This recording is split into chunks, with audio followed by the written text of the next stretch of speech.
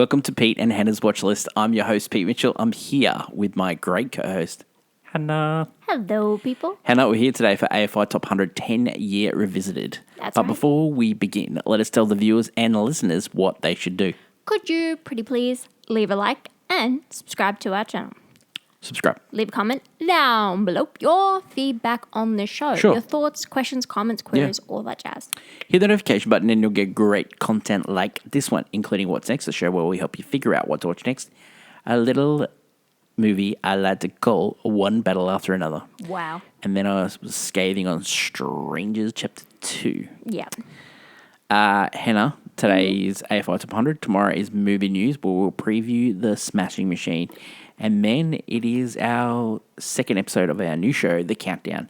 And at the moment, we're counting down the top 100 movies of the century so far. And we are up to 75 to 50. So that will be some fun stuff. Let us get on to today's show. And today's show is one of the greatest movies of all time. And you know why? Because it's AFI Top 100 10-Year Revisited, and it's movie number 8. And Hannah, the movie number 8 is Schindler's List. Have you seen it before? No. I'd never seen it. Yeah. It's been a while since I watched it all the way through. I can remember watching it, I think it was for school, or I think it was, and I watched it all the way through. And I think I watched it all the way through with someone I was going out with that hadn't seen it, so we watched it. And then that was it. And then I haven't seen it since. I've seen bits. Like you would flick and you would see Parts of the movie. But You'd it was never sit down and watch it. It was the first time I've watched it in a long time from start to finish. So where do we watch it? We watch it through Amazon Prime, and I think it's on Paramount Plus on Amazon Prime. So we have a subscription through Amazon Prime for Paramount Plus. You can also rent it as well. And I think there is some really good copies with director's commentary. Didn't use director's commentary or anything like that. The research for this episode, actually, the guy that wrote Schindler's List, it was based on a book called Schindler's Ark, and he is Australian, and his name is Thomas Keneally. And so Thomas Keneally wrote heavily about how making of this movie, so I use that. So it's quite good. Well, there you go. And there's also some good interviews with Steven Spielberg when the movie came out. Yeah. So I watched a few of those, and so that's where the research came for today. The elevator pitch. We're in Poland, World War II. Oskar Schindler is a playboy trying to make a quick buck before a bigger calling happens. Screenplay, so Steven Zalian and Steven Spielberg directs it. Based on Schindler's Ark by Thomas Keneally. It was produced by Spielberg, Molan, Branko Lustig. Cinematography was Janusz Kaminski, edited by Michael Kahn, John Williams score, fantastic score. Production country was Universal, with also Emblem Entertainment, distributed by Universal Pictures. The release date was November 30th, 1993, and running time was 195 minutes. And the budget was $22 million, and it had a great box office. Let's go through the box office for 1993. Tell me about it. I'm going to mention some movies, and you just let me know if you have seen any of these. Or how good they are, that year. So I'm going to name some, and you just tell me if you know any of these movies, okay? Yes. Okay. All right. Okay. You tell me. Number 10. The Pelican Brief. Wow. Great movie. Alan Pakula, Julia Roberts, Denzel Washington. Someone texted me the other day and asked me if Angelina Jolie was a bigger star than Julia Roberts. To that person, No, it is not. Philadelphia was number 9. Yeah. I haven't seen it, but yes, I do know a lot about it. Directed by the same guy that directed Silence of the Lambs. So there you go. The AFI Top 100 I did list. not know that. It's creepy. Okay. Number 8, Sleepless in Seattle. Another Tom Hanks movie. Haven't seen it, but know about it. Yeah. Huge. I think not the biggest Tom Okay, Hanks. number 7. Speaking of a good movie, also directed by the same guy that directed Strangers Chapter 2. Cliffhanger, directed by Rennie Harlan, written by Sylvester Stallone. Yeah. That is number 7. Don't let me go, Gabe. What a banger year. Wow. Number 6 is Indecent Proposal. Robert Redford stars as a playboy that offers Demi Moore $1 million. Oh. Number 5, Tell me. The Firm. You're telling me you get The Firm and Pelican Brief? Yeah. Oh my Sidney God. Pollack directs. The Firm is one of my most rewatched movies of all time. Ed Harris. Oh, everyone in that movie. Yeah. Oh. Gene Hackman. Jeannie Triplehorn. Like, it's just a Holly Hunter. Actually nominated for that role too. Incredible in it. Number 4 was Schindler's List. Now, not to preempt this, but Number 4. if they release Schindler's List now, there's no way it gets this close to the box office. This is unbelievable. In a movie, how movies are nowadays? No. I just want to say, like, this... The box office, I mean? There's only one movie that is based on technically TV show. Oh. All the rest, books, mainly. Oh, yeah, okay, cool. Okay, I'm going to give you number 3. Yep. Based on a TV show, the fugitive name is Dr. Richard Kimball. Oh, The Fugitive is one of the most... Tommy Lee Jones on a heater. Incredible Number movies. 2. Yeah? One of the most heartfelt movies. I watched this multiple times at the cinema. Unbelievable. Mrs. Doubtfire. Hello, dearies. Great, Mrs. Doubtfire. And Mrs. Doubtfire, despite the fact he is illegally trying to see his kids, it is True or false? Did I dress up as Mrs. Doubtfire because our nana left her glasses at our house one time? And you wanted to do... True. But who doesn't want to do that after watching that movie? And the number 1 movie of the year, 1993, Jurassic Park. Spielberg had 4 and 1. It is probably... Jurassic Park. It's probably up there. Maybe the best there's only of a director. In same year, maybe Conversation and Godfather Part 2. I knew you were going to say that. Just because Godfather Part 2 is one of the greatest movies of all time, but Jurassic Park is. And Schindler's List is. I think it's so close. The Jurassic Park, Schindler's List. You know, another reason? They're just so incredibly different. Like, to look at those two movies and go, that's the same director. Wow. Okay, I'll say this. Not one animated movie, not one sequel, right? Oh, yeah. Jurassic Park based on a book. Mrs. Doubtfire, Fugitive based on a TV show. Yep. Schindler's List based on a book. Firm based on a book. Indecent Proposal based on a book. Cliffhanger. Sleep in Seattle. Technically... Sleep in Seattle is like... sort of a remake. It's sort of a remake of other romance movies. Yep. Philadelphia and then Pelican Brief, which is another... 2 Grisham on the top 10. Yeah, 2 Grisham. What a year. Most of those are like thrillers. Like that's what people wanted to go see. Like even Jurassic Park's a thriller. So people would rather, nowadays, a thriller is lucky to be in the top 10. But some of the movies from that year, like Leprechaun, Alive, Body of Evidence is just a cracker movie with Madonna and William Dafoe.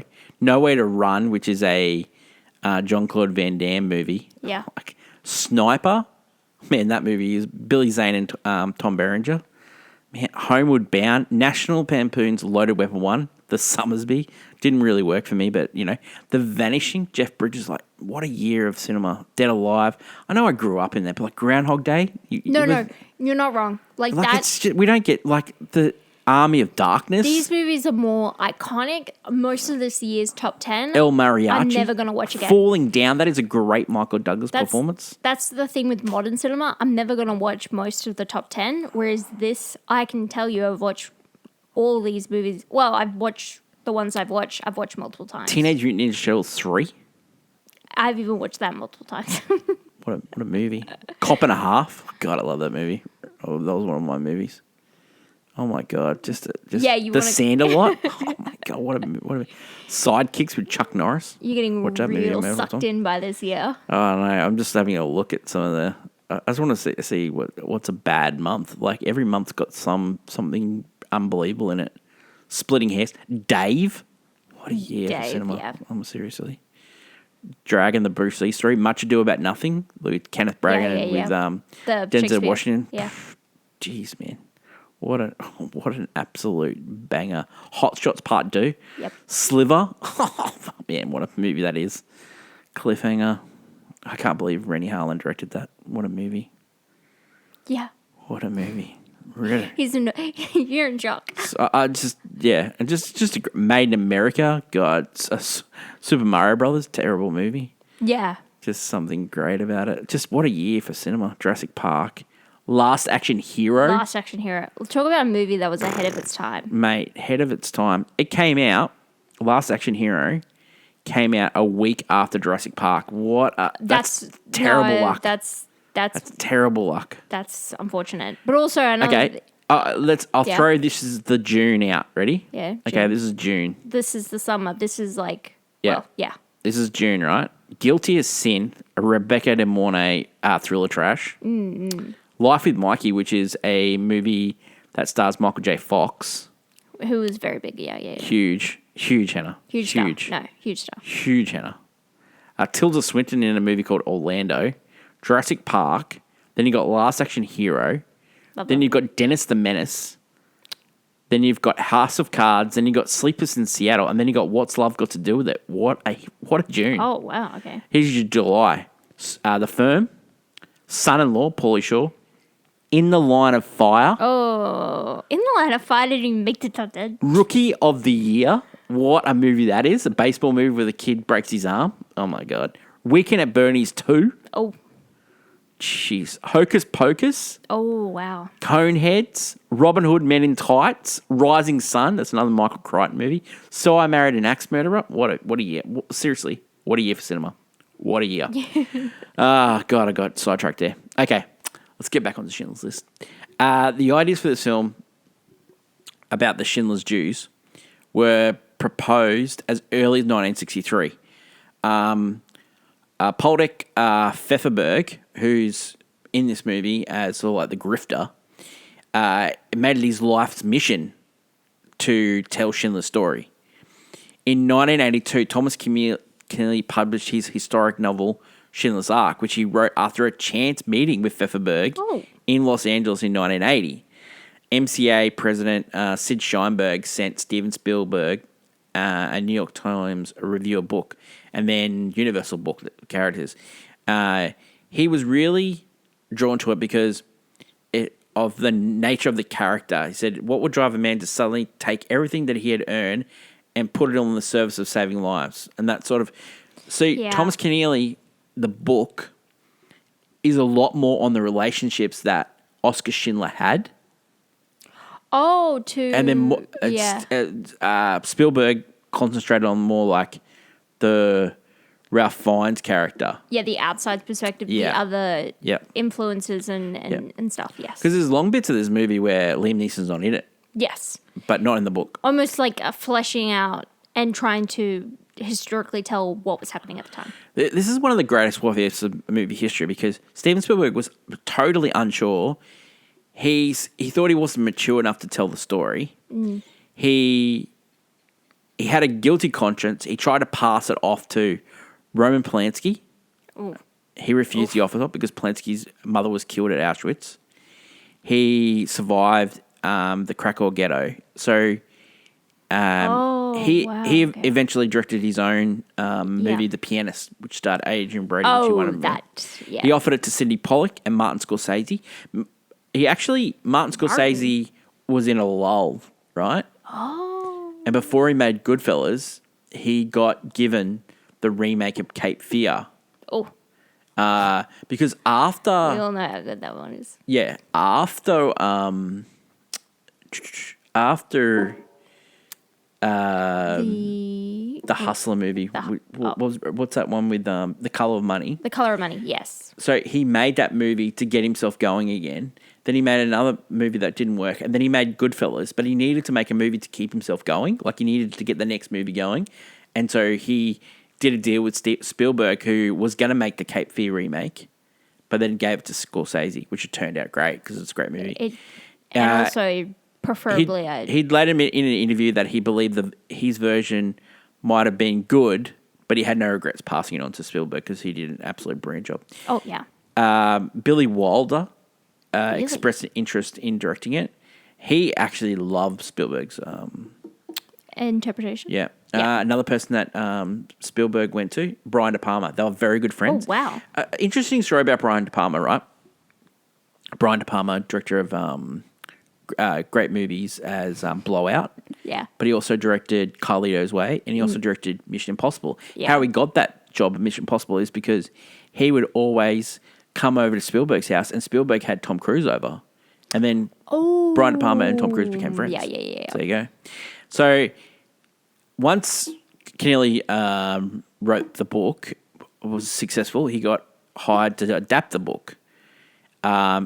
He, as I said, he concentrated on the relationships, but he did not compress the book enough.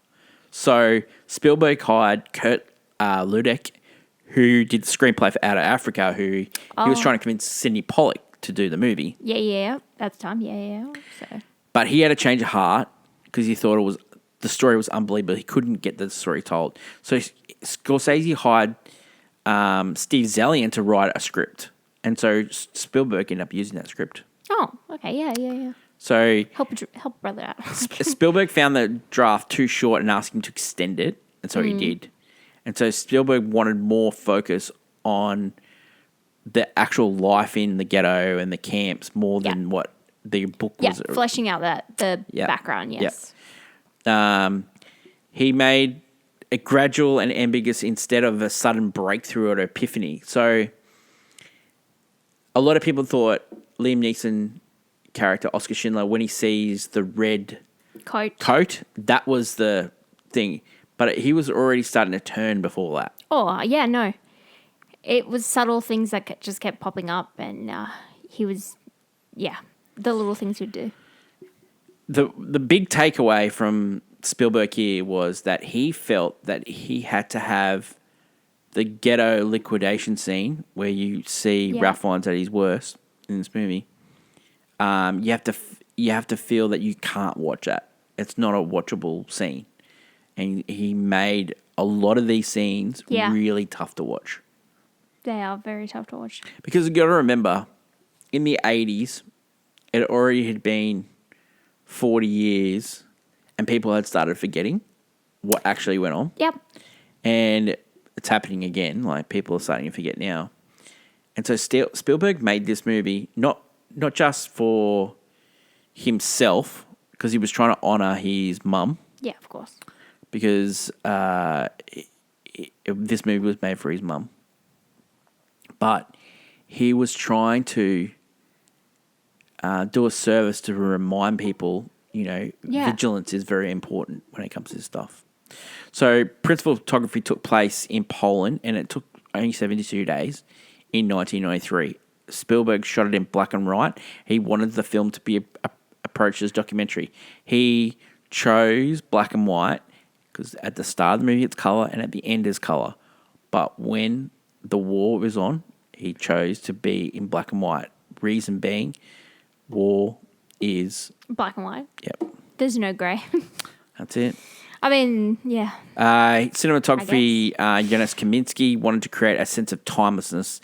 John Williams didn't think he was up to doing the score. And violinist Iskep Perlman performed the main theme.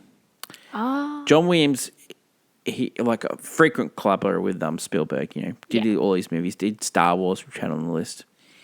Yeah. He said, "You need a better composer than me," and so Spielberg said, "I know, they're all dead. You need to do it." Yeah, I heard about that line. Yeah, that's like the famous line. Okay, cast. Liam Neeson stars as Oskar Schindler. Ben Kingsley as Iskit Stern. Ralph Fiennes as Amon Goth. Caroline Goodall as Emil Schindler. Jonathan Segal as Poldek Pfefferberg. And Embeth Dietz as Helen Hirsch. She had starred in Army of Darkness early in the year, but she's gone on to a great career. She started as Miss Honey in Matilda. Oh, yeah. Starred in... That's a big one. Denzel Washington movie, The Fallen. Yep. That's a great movie as well. Fantastic actress. And Caroline Goodall, an amazing actress. She was in a Hook. Hook. She was the mum in Hook. Oh. Yep. Yeah. Okay, so they found Liam Neeson. He was cast off his performance of in Anna Christie on Broadway. Warren Beatty participated in the script reading, and he was concerned that he couldn't disguise the accent, but it ended up being perfect. The studio said, you need a big star to do this because it's a $22 million black and white picture about the Holocaust. They're really you need a big worried. Star. So they wanted Kevin Costner or Mel Gibson. Oh. Right? And he goes, questionable. no, it needs to be an unknown and it needs to be Liam Neeson. So that's how we went. Very correct choice. Yeah. Weirdly enough. Neeson felt Schindler enjoyed outsmarting the party. those guys. Yeah. It's really hard to say this movie without saying The it. bad guys in World War II. Yeah, they don't quite take him seriously, and he used it to his full effect. So yeah. Yeah. Yeah, that's true. He does play with Yeah. it's- Ray Fiennes was cast off performances as a dangerous man, which he is. Lawrence After Arabia, and Emily Bronte's Wuthering Heights. Oh yeah. Spielberg said of Fiennes' audition that it was sexual evil. He does exude that. He continues to do that in every that. role afterwards. Ray Fiennes, legendary. unbelievable. Always plays the bad guy. Ben Kingsley, coming off, Gandhi. He was starting Dave in the same year.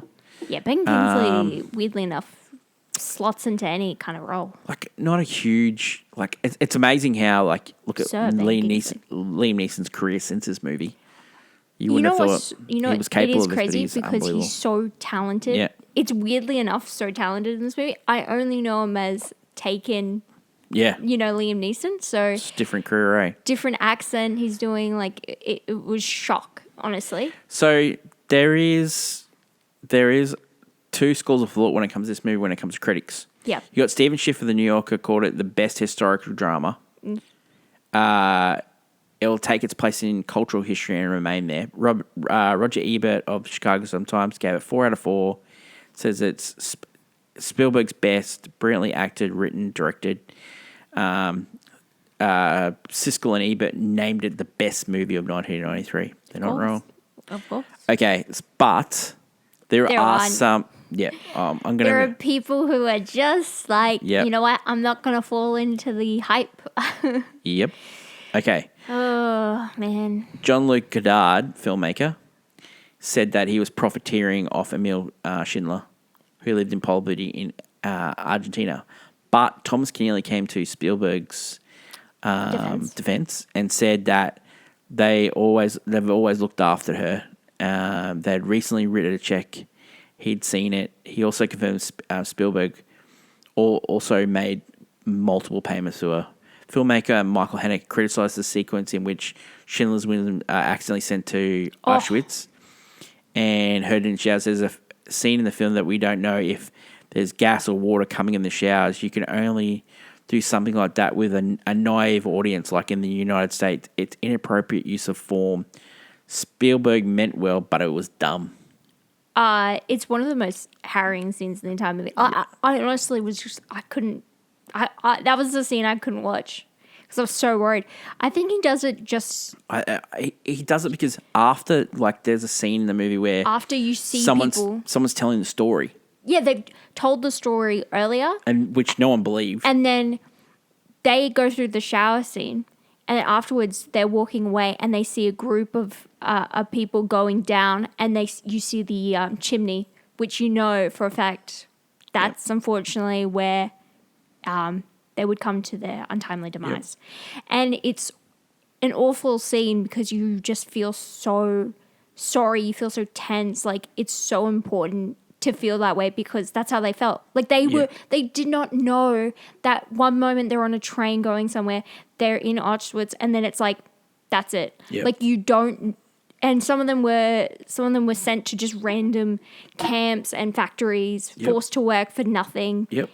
And it's one of the most harrowing bits in the entire film, but also it's what happened, and he showcased the little moments that were just so realistic and tough to watch, but it's important because it got people to, I guess, remember, because it's really tough to talk about. The thing about Spielberg is he knew that when he was making this movie, it was a personal movie. Yep. But he needed to do a perfect job. So you know what he did? He put people on this movie that he had worked with multiple times and have worked with multiple times since. Like editor Michael Kahn. He actually worked with him on Jurassic Park, same year. Yeah, which, by the way, Jurassic Park, same year. Yeah. Same director, same composer. Yep. Like, we're talking... Yep. And then he worked with Kaminsky, the cinematographer. Oh, yeah. He ended up working with him like multiple times. Like, he's still working with him. He worked with him with West Side Story. Worked with him with Saving Private Ryan. Like, this is what I'm talking about. He selected people that he knew could create his vision, but also that have done significant work. Like, he's worked with them. He knows they can do good. Like, we're not talking about just an unknown director. Steven Spielberg at the time was like he was a big director. Everyone knew his name. That's why he could do a movie like this. Yeah. And it's... Even like the production manager he used multiple times before and since. Like, it's... Yeah, he brought people on that were serious about making good films, you know? But the key thing with the cinematographer, well, he was Polish as well. So, by the way, the cinematographer claps because the way Liam Neeson is shot in this movie, I was like, wow. Because you have to, because he has to be this charismatic guy, and it makes you believe it. Okay. Yeah. So it won Best Picture. Of course. It won Best Director. Yes. You got to remember, Steven Spielberg had been nominated for Best Picture and Best Director multiple times, like Jaws, The Color Purple. Oh, yep. Yeah, Empire Sun. Yep. Like E.T. E.T. Yeah, Close Encounters of the Third Kind. Like he didn't think he was ever going to win one, and so when he won this one, unbelievable. Absolutely criminal. Steven Zalian won for best screenplay. Yeah. He's worked with Scorsese so many times, like Departed, did everything. Original score was John Williams. Film editing, Michael Kahn won. Cinematographer won. Best art direction won. So these are the nominations. Actor, Liam Neeson, nominated. Supporting actor, Ray Fiennes, nominated. Best makeup, nominated. Best sound, nominated. Okay, let's go through the Oscars of that year. Now, Hannah. It's a tough year. We went through the top 10 and we were... struggled. I haven't even told you some of the categories. Okay, so... When we go through this list, you'll just go, oh, wow, okay? Tell me. Okay, so Liam Neeson was nominated for Schindler's List, okay? Yep. Then I'm going to give you all these actors, right? Yep, tell me. Anthony Hopkins for Remains of the Day. Oh, man. That is a brilliant performance. Unbelievable. It's just Anthony Hopkins. I'll give you another brilliant actor. Lawrence Fishburne. I love him. What's Love Got to Do with It, where he played Ike Turner? I did. Oh, wow. I don't know if you've heard of this guy. Daniel Day-Lewis. In the Name of the Father, which is one of the most harrowing movies about suspected IRA bomber. Oh, okay. And he was in prison and it was false. And then Emma Thompson gets him out. Great movie. I love it. And then I'll give you Tom Hanks, the winner of Philadelphia. Unbelievable. It's Tom Hanks. You could... All right. Okay. Actor in supporting role. Okay, we know Tommy Lee Jones won. And we know Ray Fiennes was nominated. But look, I'll give you some of these actors. I don't know if you've heard of them before. Mm-hmm. Pete Postlethwaite in the Name of the Fire. Great actor. Amazing actor. John Malkovich for In the Line of Fire. He's brilliant in that movie. And Leonardo DiCaprio for What's Eating Gilbert Grape, where he's unbelievable as the young boy in that movie. Oh, yeah. I did hear about this performance. I just know it. Mate, what an Oscars. What an Oscars. Like, even the actress in the leading role, okay, you had Deborah Winger, Emma Thompson, Stockout Jennings, Angela Bassett, and Holly Hunter. Angela Bassett? Yeah. Didn't win. You know my deep love. She actually should have won for that. Anna Paquin ended up winning for Best Supporting Actor for the piano. Yeah. Holly Hunter got nominated. Rosie Perez got nominated. Winona Ryder got nominated for Age of Innocence. Oh, wow. And what a movie. I just can't get over Okay, directing. Okay, I'll give you some of these movies. Like these are some of the greatest directors of all time. Oh, Steven Spielberg. Rod Altman for Short Cuts. Oh. James Ivory for Remains of the Day. Jane Campion for The Piano. Jim Sheridan, an amazing director for Name of the Father. Schindler's List. What a movie, yeah. Like, if they would have done 10 nominees this year, they could have got away with it, but it's only 5. The 5 nominees were Remains of the Day, Piano, In the Name of the Father, The Fugitive. Oh, my God. They got nominated for Best Picture. Oh, my God. Schindler's List. What a movie year. I love The Fugitive. Oh, my God. You know the director of The Fugitive also directed Under Siege. Yeah, oh, wow. Okay. There you go. What a movie year. Everyone thinks that Ray Fiennes won, but he didn't. He got beaten by Tommy Lee Jones for The Fugitive. Yeah. And we love Tommy Lee Jones. And people think that, and now they're not going to give Ray Fiennes an Academy Award. Ray Fiennes has need to get it out there that Ray Fiennes in Conclave is brilliant. Oh, absolutely brilliant. I just don't know how he didn't win for that. But I don't know how he didn't win for this role as well. Yeah. You know what? Rewatching Philadelphia, knowing that Tom Hanks won it for Forrest Gump. Forrest Gump the next year. I think Liam Neeson should have won. That is my hot take. We do every Thursday we do a segment called Hottie Hot Takes, and my hot take is Liam Neeson should have won for best picture. Yeah, for best actor. Best actor, sorry. Yeah, Liam Neeson. I 100% agree with you. Yeah. I know I haven't seen Philadelphia, but all of them are great actors. Even if I've not seen those roles, I would be like, yeah, fine. All of them. Can you believe some of these nominees? Like, all of them deserve an award. But I think Liam Neeson is just it's so different to what he continues to do. I know they couldn't look into his future, but it's such an important performance because if he's playing it too much, it's too wishy-washy or, it takes some gravitas and he brings it. And he's relatively unknown compared to a lot of the other actors. I know Tom Hanks also was, making his way on the scene. But, yeah, I know it's hard. I think also because Tom Hanks' role was important for the time as well. Yeah. But, no, you're right. I think if it's a hot take, who cares? Like, you're right. I think, like, God, I love Tommy Lee Jones in The Fugitive, but Ray Fiennes deserved to win this one as well. Before we get on to your hot take, recently, IMDb 9 out of 10. Yeah. 98% for Rotten Tomatoes and 4.5 for Letterboxd. This was number 9 on the 98 list. It's gone up 1.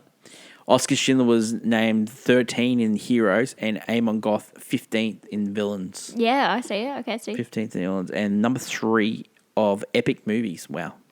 Your hot take, Hen? If you don't have Steven Spielberg on Mount Rushmore of greatest directors of all time, you're joking. Wow. You're absolutely joking. Wow. I'm drinking the Kool-Aid. I don't care. There was a time where I didn't like Steven. It was when I watched Minority Report. I also didn't like The Cruise Factor after that. That movie was awful. I don't like it. However, going back on his filmography, watching his new stuff, he is so good. Yeah. He made some of the best, most memorable moments in films from blockbusters. And then you see Schindler's List. Same year as Jurassic Park. Are you kidding me? No other director can do this. But don't you think that none will do it? You're a big fan of his tail to his career, but I think people his tail end right now. I think people have that's not perfect. I think people have downgraded him a little bit because of his recent stuff, and that's why I think Tarantino is probably right that you should quit while you're going is good. That's true, but he could keep going. And I don't think he's made a really good movie since Catch Me If You Can. In my opinion, West Side Story. Yep. It was a phenomenal remake. Sure. Okay. It was just problematic with some of the people in it. But no, he is 100% no director is ever going to do a 1-2 ever again. A Schindler's List, your magnum opus to Jurassic Park, probably one of, if not your greatest blockbuster hit. Yeah. He just completely wipes out the competition. And I know people All right, I'll give you a hot take here. Give us negatives. I'll give you a hot take. I'm going to ask you. I'm going to ask you for a hot take here. What's better, Schindler's List or the first 20 minutes of Saving Private Ryan? Oh, Schindler's List. As a director. Schindler's List. Schindler's List. Wow. Schindler's List. Wow. People say that's some of the best directing of all time. But then you have the other rest of the movie. I like that from you. You can't say, the 20 minutes though. No, I'm just throwing it out there. What about not 20 minutes? Which is okay, as a director, the ghetto scene in this movie or the first 20 minutes of Saving Private Ryan? Oh, can I swap it for the Auschwitz scene? Oh, because that one is way too. I know everyone's going to give up. Yeah, that's a real. The ghetto scene is intense because I think it is way more intense than. Yeah, that ghetto scene. My God. Can I just say, like, the Saving Private Ryan is like amazing. Of course, like it's such craftsmanship. It's a craftsmanship we'll never see come from someone like this. But no one's ever done that better. No one's ever done that better. The beginning battle scene. No one's ever done that battle. But that's what I'm saying. I will say this: no one's ever done the searching and the. With the ghetto scene in this movie, the fact that he still plays the same when a kid goes looking for a hiding spot thing multiple times in this movie, and it's always great. In a horrifying way. I'm telling you, he really.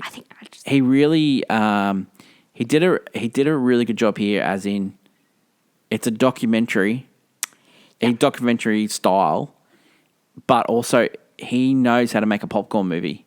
And the kid thing, 100%. That's him. Not just him cooking. The kid thing, or anytime you see Liam Neeson kissing a woman, like like he knows how to feed the audience. Yeah, he does. As well as communicate. I just think Saving Private Ryan, you're giving everyone gloats on that first 20 minutes, but again, it's then feeding you sugar the rest of the movie because it wants you to care about these characters way too much. All right, let's go through this because we've got a big scene breakdown here. So Pete and Hannah's watch list scene breakdown. Start with the review.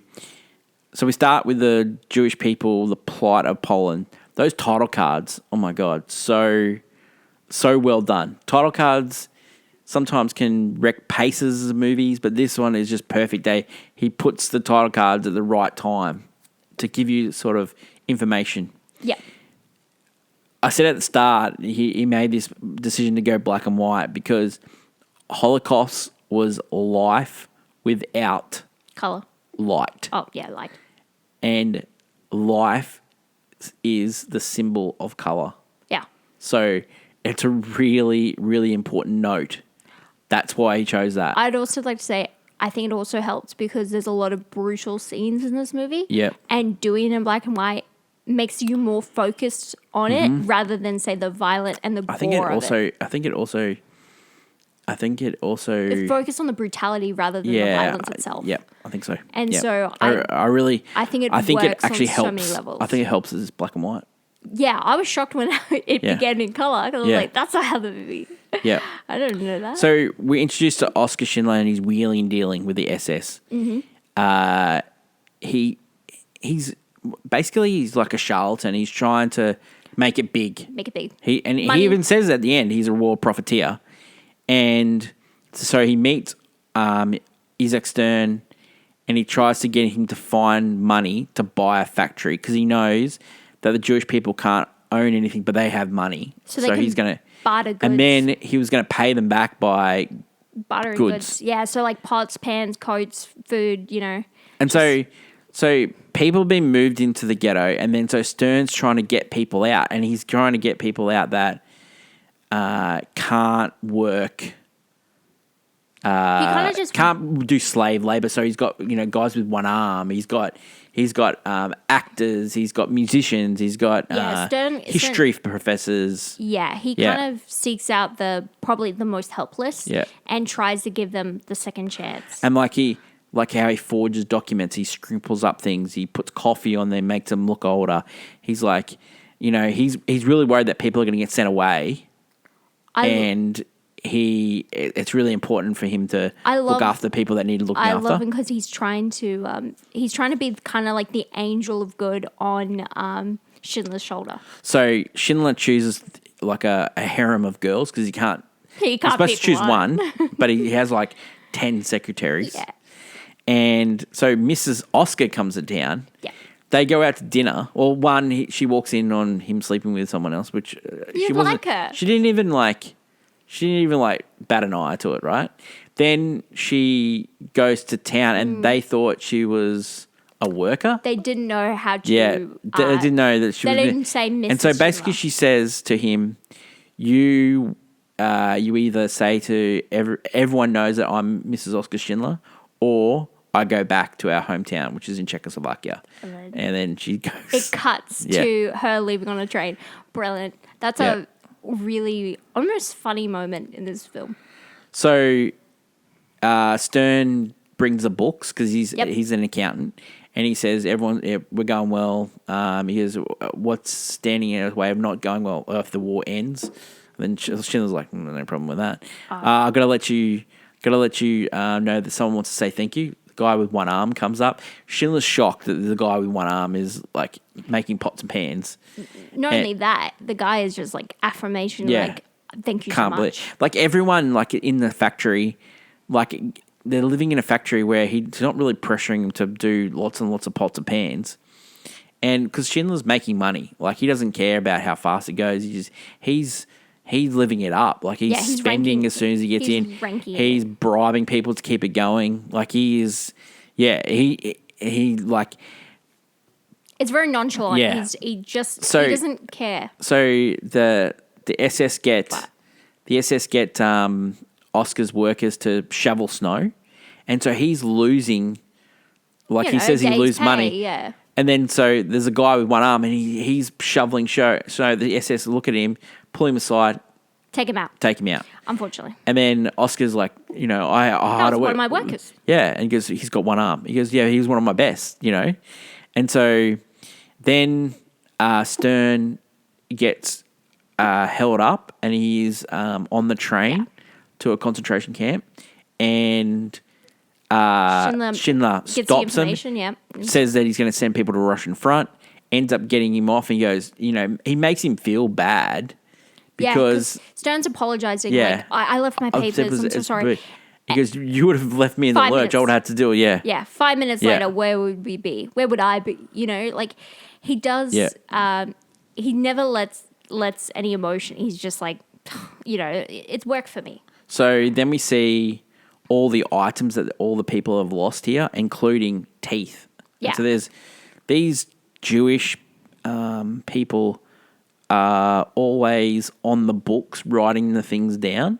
So there was like Jewish people that were like in charge of these things. So there's these Steven Spielberg takes these moments in the film to just show like things that actually were happening. Yeah. Yeah. And so there's like all side deals and all these things like that. All the side deals, which is what the book mainly concentrates on, like Oscar doing all these side deals and all these relationships he has. Stuff. Then we get introduced to Amon Goth, and he starts off with the line, "Why is the top down? I am effing cold." This is how, Yeah, because he's come in with like a sick. He's like, and then he like chooses Helen Hirsch as his servant, and he asks anyone that is a servant, and then he raises his hands, and then he goes, I'm not going to have any of them. I'll have someone that's I don't want someone else's maid. I have to work something out of it. Then an engineer raises the alarm that they're building. Oh, yeah. Female Jewish engineer. Because what they're doing is they're building these. They're kind of housing. They're building these camps in Krakow because they're at the moment they're in the ghettos, but they're going to clear them out of the ghettos to make a camp. So this engineer says all these things, and then he tells them that it will collapse. He just walks up to her and just shoots her. And gets one shooter, and then he says, "Tear it down and do what she said." Like he was just so ruthless. He wasn't going to let anyone else tell him what to do. It had to be his own call. He is someone that wants control, wants power. Okay, so they're clearing out the ghetto, and he gives a speech where he says that 6 centuries ago, after the Black Plague, Jews settled in Krakow, and we're going to make those 6 centuries a rumor. That no one will ever know that these people have been here. So you get in these ghetto scenes, you get the child can't fit. You get Oscar on a horse watching it and everything. You get the little girl with the red coat. You get walking the streets trying to find. Yeah. a hiding spot. You get like people hiding in hidey holes. You get people with a stethoscope searching for people in the hidey holes. Yeah, at night. You get people coming out of pianos and making sound, and then you get SS officers playing pianos. Like, it's just so haunting. It's haunting. It goes from day to night. People were put into lines that would go to camps or go to certain other spots. Some wouldn't make it. It's one of those scenes. Yeah, it's just wiping out people, and it's horrifying. The key for why we saw the little girl in the red coat is because when we get the liquidation of the Krakow ghetto, later in the film, when we have to exhume her body, we see the red coat. Yep. And so it was one of the key things, And he said that the reason why I did this is because the United States government knew what was going on and they did nothing to stop it. So he was sort of showing the thing from Oskar. He was seeing all this stuff too, and he did nothing to stop it as well. Yeah, I guess it's also for the audience because they'll remember the red coat, and then when they see the red coat, again, it's also really like a lot of people said that's when he changes, but he's already started changing by then. But but it's a helpful just scene. For anyone who, it's just a helpful moment. So just to give you where we're up to here, we're a 3-hour movie and we're only an hour in. Can I say when I was watching it, it was like rushing through. I was just so worried. Pacing. Like, there's no worry about this movie with pace. It's just unbelievable. Okay, so then they go to the camp and then the people are going, oh, the worst is over now. But he's sitting on his balcony because he called he's got his house. It's called a villa. He's just taking pop shots from the thing. Anyone that's not working. Yeah. Someone sitting down, someone falling over, someone tying their shoes. Someone tying shoes, bang, just starts gone. Yeah. Gone. This is how dark these people are. They got the workers to knock down gravestones and then they path between the camps. They got as a path. Horrifying to look at. It's I swear the devil isn't that evil. Like, it's just awful. Yeah. No. Uh-huh. Amon's. So then Oskar has a meeting with Amon and he's like, he comes in and he says, these people are mine. And then Amon goes, well, there's a thing here. And this, there is gratitude. Mm-hmm. And there's this gratitude. It's going to cost you money. And then he wants Stern to work for him. But Amon knows he wants Stern to work for him. So you know what he does? He goes, he keeps Stern working for him. Yeah, as his accountant. Yeah. Which sucks. Oh, it sucks. Yeah. But that doesn't stop Schindler from seeing him. So Schindler gets people and then he starts, he says to him, I'll look on you from time to time. Yep. And so then we're seeing like all these things happening in the camp. And so one situation is like the hinge where there's no hinges being made and Amon gets him to make a hinge. He says that thing should be full. He goes out to shoot him and the gun doesn't work.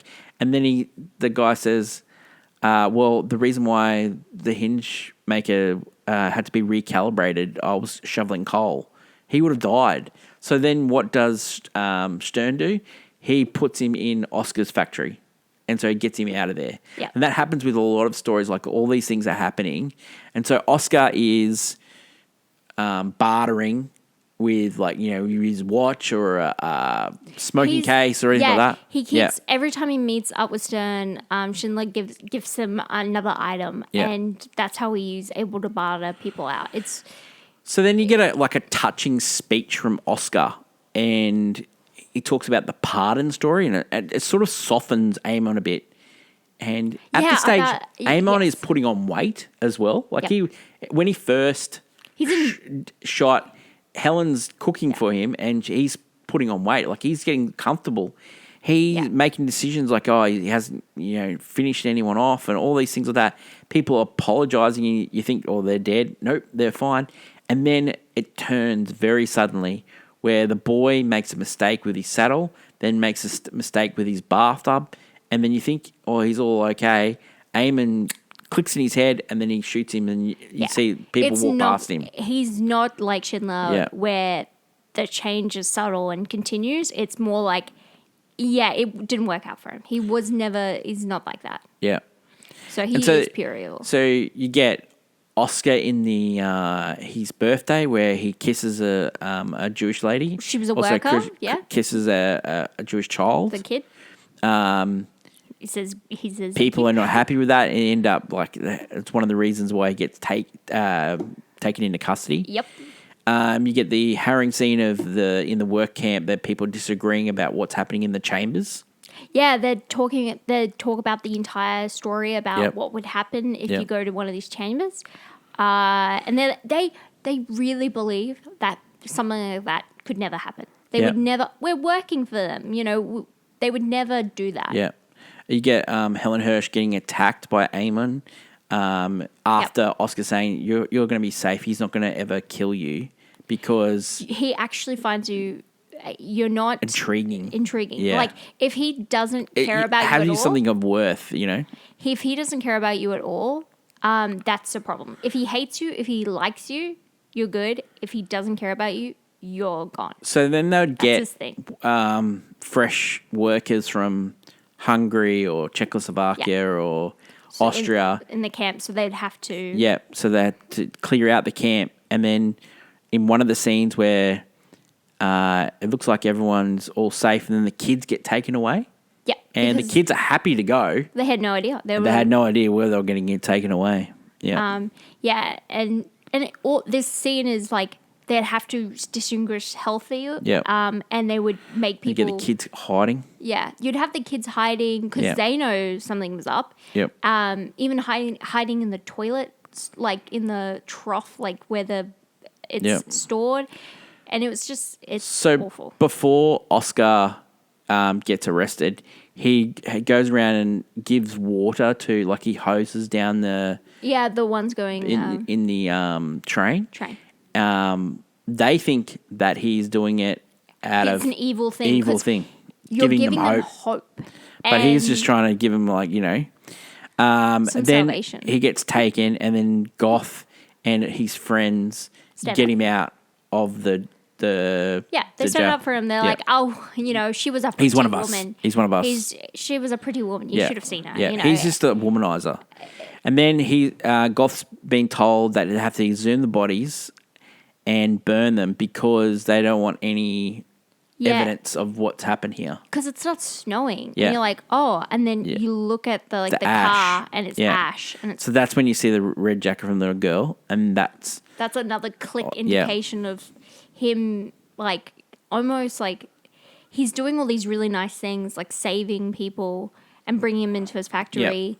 And it's just, clicking in for him. Like, so Stern is told that they're going to get special treatment, which is another thing that they're getting sent to Auschwitz. Yeah. And so Oskar comes up with a plan where he's going to pay Goth for each one, and then take them somewhere else. And that's when we get the scene of the list. Yep, where they start writing as many names as they could. Yeah, and one of the first names is Pfefferberg, which we go back to. He's one of the reasons why this movie gets made. Yep. And then he's playing 21 for Helena, and so they get transported back to his hometown. Yeah, and it's a scene where Eamon is like... Yeah, I'm going to put her out of her misery. He was like, I wish I could take her back. Yeah. I can't, so I was just going to put her out of her misery. But you want to gamble for it? Okay. Yeah. Like, he almost willingly lets it he goes back to his hometown. The boys are all there. He goes, the women are coming.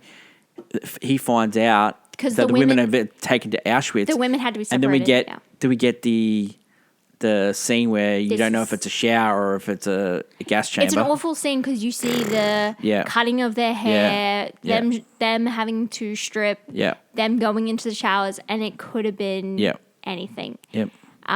It was thankfully water, and they get to leave. And then as they go to their next spot, they do see a bunch of new people going down into the chamber. chamber that has a chimney up the top blowing smoke. And then Oscar offers bribes to try and get the women back. And then the guy he's offering bribes goes, you shouldn't get stuck on names. Like, it's a lot of people. Just get people. Yeah. And then kids look like they're going to get taken. And then Oscar comes in and saves them. Yeah. Like, it's just like all little things, They're tiny hands and clean. And then I just want to say that Oscar's outfits, oh my God. Like, because he has to look the part. Hat game, the silk shirts, like unbelievable. He looks the part of a man that owns like a factory of people, So it works. So then you get Stern coming to him and said, there's a rumor going around that you're mucking around with machines and they'll be upset because you can't produce an actual working shell. He goes, no, what we'll do is we'll go buy shells and we'll sell them. But we won't be making. I'll be really upset if we have to remake a real working from this shell. Factory. He doesn't. Yeah, this is he's like with Stern, like the interesting relationship. Like he comes in and goes, "Am I broke?" One time, like all these things are coming in. Yeah, Stern is almost amazed at the change in this man because he is now like fully almost like a saint. Yeah, and from the man that just wanted to own a bunch of people to pay for his factory, it is a definite great change in somebody. So the war is over. He does a speech in front of the soldiers. Yeah, the war, thankfully, over. He makes this huge gamble. He says, well, you're being told that you have to unalive all these people. And he goes, but I would say you go home to your families. And they just turn around and go to their families. Like it's they had them. Everyone was crowded there. They could have done it. They just walked. And then he says to everyone that I'm going to be charged as a war profiteer, which I am. Oh no, I'm a bad person. I'm a bad person, But so they write him a letter, and so he could take with him and say, actually this guy did all these things. They all signed it beautifully. They even make out of silver. Out of a gold tooth. Gold tooth. They make a ring, and it says, "Whoever saves one life saves the world entire." And then he's like he gets 1,100 people out, and he goes, "I could have got so much more out. I threw away so much money." He's looking at the car and he the goes, pin. This car could have got 10 people out. This pin could have got 2 people out. And he starts falling to the ground, crying, sobbing. It's such an emotional scene. I could have saved more. I could have done more. Yeah. And then they're saying, like, mate, you did way more than most people. There are so many. I broke down. Yeah. Like, it is the most emotional scene. Then you get the Russians coming in, liberating the camp, which they've already been doing. And they ask, are there any Jews left? And then he goes, well, where do we go? And he goes, don't go east. Also, probably don't go west. And then you get colour. There's a town over there. And then you find out that Oscar didn't have a successful life after the war. He broke up his marriage. Many failed businesses. Yep. The reason why he had many failed businesses is because he didn't have to pay for any of the labour in his factories. He worked a business where someone did all the work and he was just the front man. And it worked, but then without that, probably... It was an interesting life. So he's invited to plant a tree in Judea. Yep. Judea. And then you get the colour of the grave with Oscar, born 28th of April, 18-something, and died in the 70s. Yep. And then you get people bringing rocks. And then you find out the actor who played that character and the character came out and were putting rocks on things. It's such a beautiful moment. Such a beautiful moment. He's such a great filmmaker. Yeah, they used having the actual person that survived, and it's a subtle way of being like, you just watched one of the most brilliant films of all time, but this was a real story where these people managed to survive. And the fact that almost beautiful. Yeah, just it says in the memory of 6 million Jews, like it's just unbelievable. In the memory of 6 million Jews that were murdered. Yeah. Reasons to see, it's one of those movies that is on everyone's list, and you need to watch it. Please. It's just one of those movies you have to watch. I know. It's definitely the reason not to. It is such a hard. It's a hard thing. I think, but you just got to suck it up. It's hard to be like, I'm gonna put this movie on. Like, I have never chosen to watch this movie. I'm watching it because it was watching these lists. The AFI Top 100, and I feel like we need more of those moments where we're kind of, it's there. We need to watch it because people are missing out. Yeah. Like, not only is it like it's a great story, it's a phenomenal film. Great, but it's just so well made. acting. It's just you can just see Incredible all the crafts score, on here. Incredible. Just everything is. It's one of those brilliant movies. Yeah. You know, a lot of people are like looking at Paul Thomas Anderson right now with One Battle After Another, being like, "Oh, this is a great, well-made film with great." But look at Schindler's List. Yeah, that's probably even. It makes One Battle After Another look like a bit of a bore. It looks not as good, and Yeah.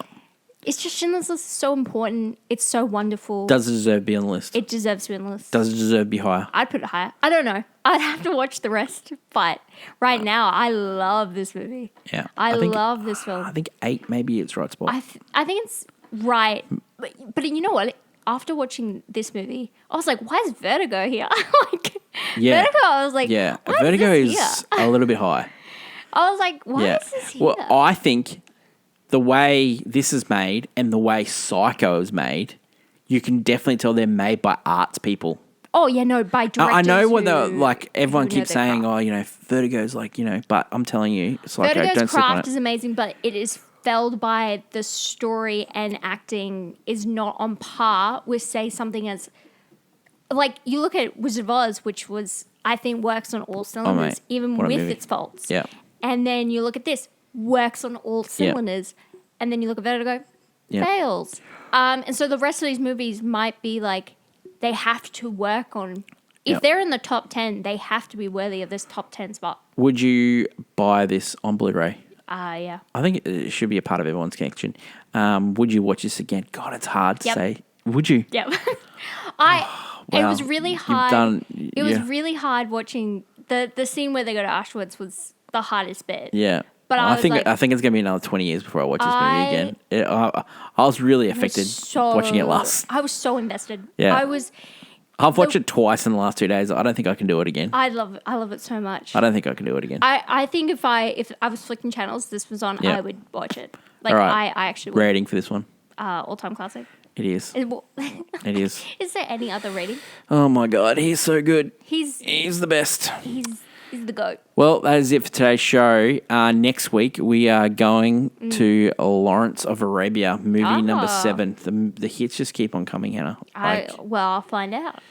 I do like the actors. Back to back.